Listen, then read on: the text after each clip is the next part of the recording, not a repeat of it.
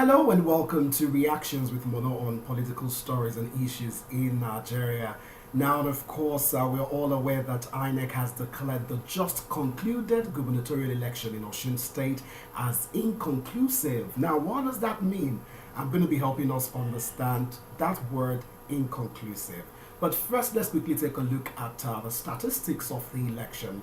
Now, it was reported that APC had a total of 254,345 votes. Now, you move over to PDP, they scored higher than APC, which is quite shocking, and we will talk about that.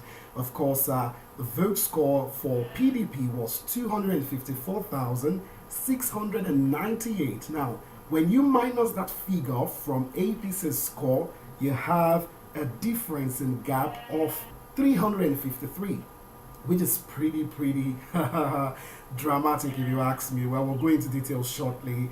Of course, we don't only have PDP and APC in this particular election. Of course, SDP has a statistics of 138,048, and you move over to ADC with 7,681, and then you talk about ADP with 4,972. If you ask me, I'll say this is quite interesting. It tells of the story of what's going to happen in 2019, because I mean, in the past we've had elections and votes being divided between two political parties, majorly the opposition party and then of course the incumbent party in administration. But it's quite surprising here, and I'm not really surprised because there have been reports that SDP has a very strong base in Osun State. And with all the drama saga with Adeleke, it's surprising to see that he actually won the election based on these results. Now a lot of people are asking, why is INEC declaring this election result inconclusive? Now there's something you need to know, because there were a lot of voters who were eligible to vote during this Osun election, but some elections were probably cancelled due to one reason or the other, and these people were affected. Okay, the number is up to 3,498. Now, when you compare 3,498 to 353, that's a lot. By the time you look at the gap between the leading and then the opposition, you will see that, the number is way bigger, and I will understand with INEC for actually declaring this election inconclusive. Now, INEC has also announced that the election is going to take another rerun, which is going to be for the 27th of September, which happens to be Thursday. So it will actually be interesting and really quite interesting to see how these things turn out. Now, both sides have already reacted to the election results. Now, when you come to the side of the APC, you have some of their party members who are talking about the fact that this is a plus for Buhari and Buhari deserves accolades. Well, which is fine.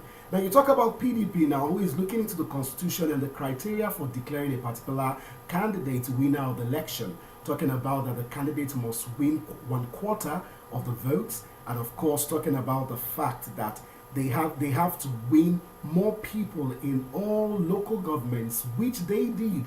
And now they are coming up to tell INEC that this is really unfair and this is not really what being independent is. Because when you talk about independent, INEC ought to be independent of the government. And now the government is saying they did not have anything to do with that. And what PDP is saying right now is the fact that, INEC just bowed into pressure from the APC to actually declare the elections inconclusive. Well, and moving to the bright side now, there were reports, of course, that PDP is trying to liaise with SDP for their support so that they can actually be able to defeat. When you take a look at the score of SDP, that was 138,048. That number, combining it with the PDP score, which was 2,000, not 2,000, beg your pardon, which is actually 254,698. When you combine those two together, there is no way APC is going to take over the ball game. Now let's talk about APC. A lot of concerns have been raised recently, especially from the likes of Sani in Kaduna State, and he's talking about the fact that this is really time to draw the line for the party. If the party wants to have a future in the state of Nigeria based on this election, it's obvious that, things could pretty go not so well for APC. And come 2019, the opposition may just be in power, because when you take a look at the statistics, the gap between PDP and APC is about 353.